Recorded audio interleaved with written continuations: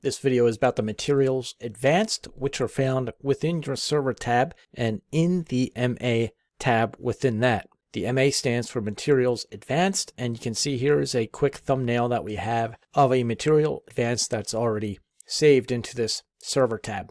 And the way that these work, much like your images and materials, is that you drag these up onto a container or an object, and here you can see we dropped it onto a sphere. We'll take a cube in there too, just to see the difference on two different objects. So here it is on the cube, and we'll rotate the cube around, we'll rotate the sphere around to see how it looks. Now if you click on the Material Advanced icon in the container, you'll notice there's no properties for it in the right. And really what the Material Advanced is a combination of an image and a material.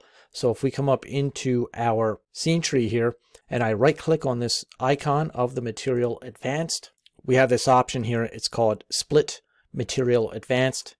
And when we click on that, you can see now that this was made up of a material and an image. So if we want to swap these two out and create a completely different one, we could come in and just drag a new image on there and change the color as well. So we'll drag a new material on there. So we can take the orange color up there.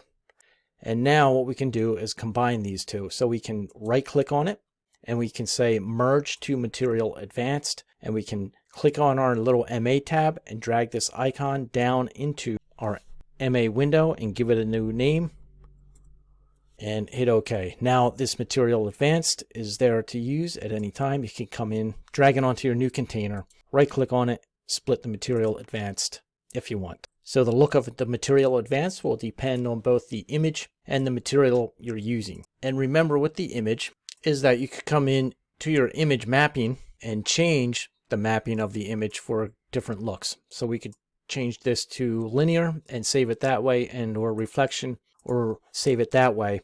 So you do have those options when it comes to Materials Advanced.